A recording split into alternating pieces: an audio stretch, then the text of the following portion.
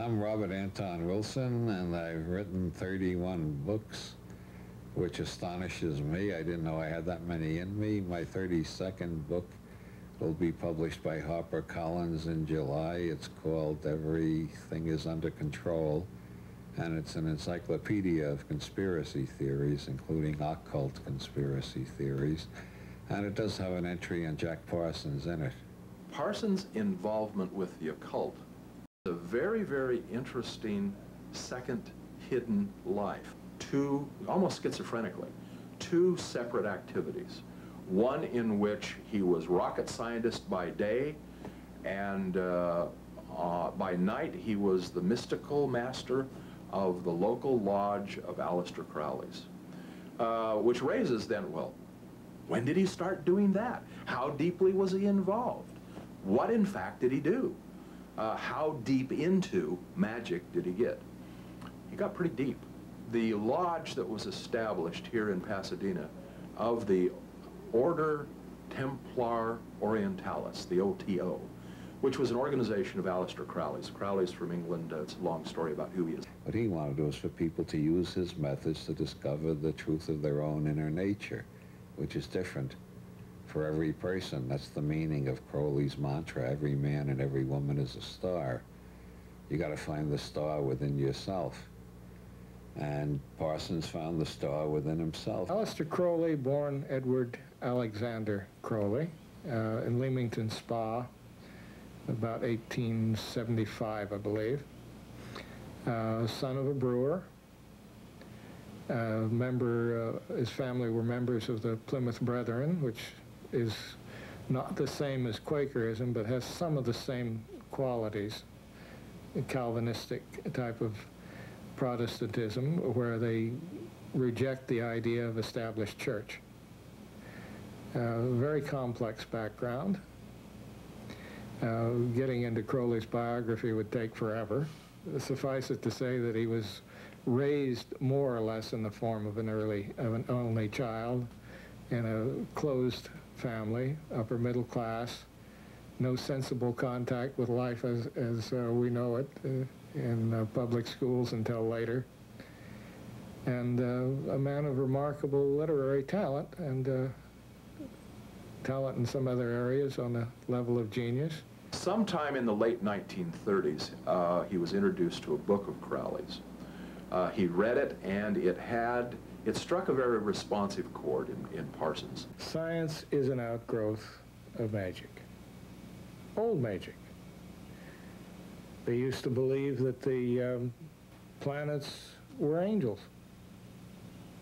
That didn't stop them from taking measures of them and forecasting where they would be and ephemerides and various means so that you could navigate by them.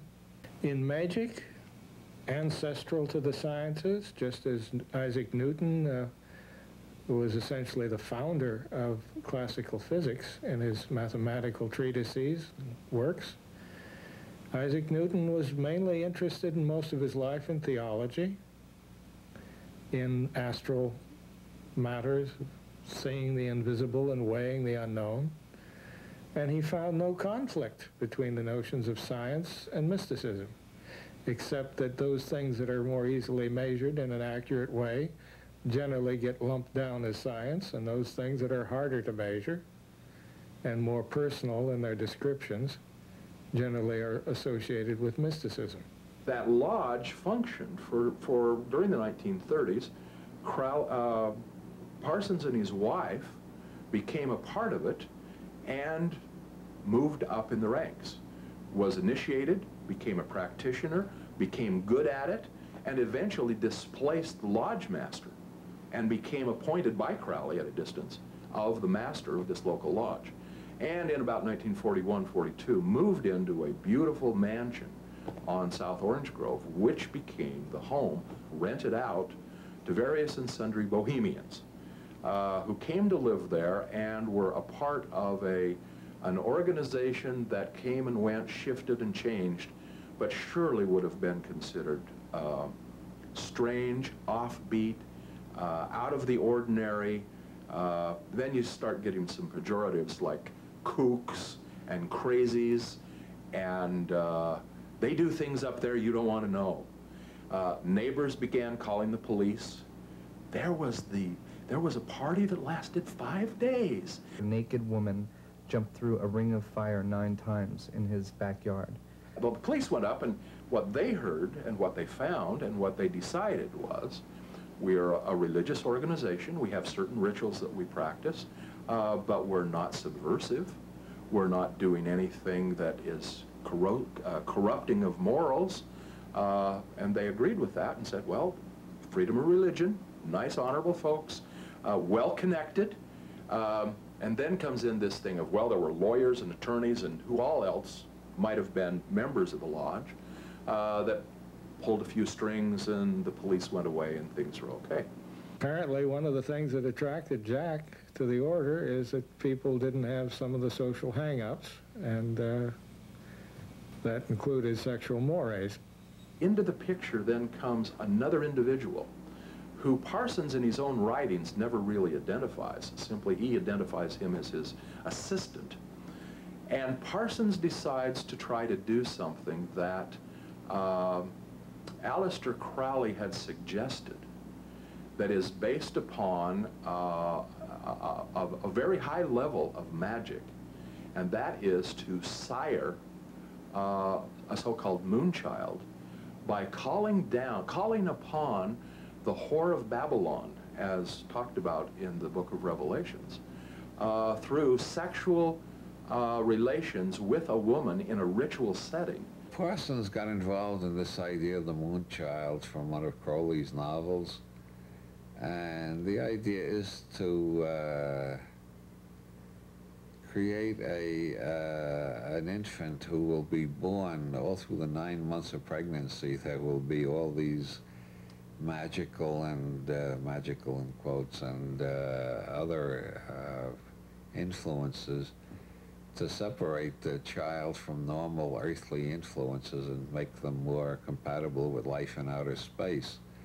because Parsons saw the future of humanity as being in outer space. Nevertheless, Parsons and his assistant, who has later been identified as the founder of Scientology, L. Ron Hubbard, perform in between January and March of 1946 what has come to be called the Babalon Working. What it boils down to is this. By means of a method of exciting himself, Jack could see visions. The typical methods in use at the time were to basically screw yourself until you saw pretty flowers. That is sexual excitement with a member of the opposite sex normally, or autosexuality. Jack is known to have experimented with both, and sometimes whatever is available on the street corner of comestibles. Now, a lot of things were legal in those days that are not legal now. I don't know to what extent Jack indulged in those things, but the Babalon Working was apparently a heterosexual intercourse working. That is to say, he used the experience of sexuality to excite him to a certain point and then let his mind rove free.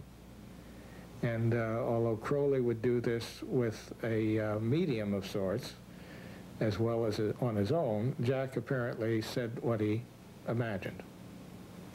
And at that point, L. Ron sat there and wrote it down. Oh, interruption. In all of this, in March, I guess again, cash flow is a little short.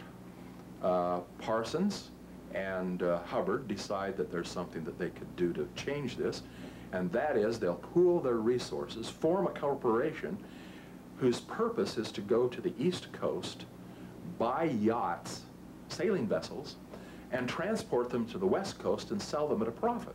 Parsons made the mistake of getting involved with Lafayette Ronald Hubbard, known generally as L. Ron Hubbard, who promptly made off with Parsons' yacht and his girlfriend and most of his bank account, which Hubbard's fans try to explain by saying he was collecting data for naval intelligence on what Parsons was up to. Of Crowley had a much simpler view. Don't you know what's happening to you? You're being conned. They've taken your money and they've run off. Even though he recognized Hubbard as a bit of a con man who had swindled him, they still remained friends because he recognized that Hubbard did have certain occult talents. I think if Parsons had lived a little longer, he would have got even more disillusioned with Hubbard, because the major object of the OTO is to liberate everybody. And Hubbard's system, the major object of that is to make everybody a slave of L. Ron Hubbard, or his successors who've taken over since he either died or pretended to. You know, there's a lot of doubt about whether Hubbard is really dead. Well, he seems to be dead, but there is a theory that he faked his death because the IRS was getting too close to proving how much tax evasion he had been guilty of, so he faked his death. So I don't know, but whoever is running the Church of Scientology these days, they don't like to hear anything about Hubbard's connection with Parsons or the OTO, although that is very well documented, and they got a good explanation for it to clear their hero's name. He was investigating them for naval intelligence.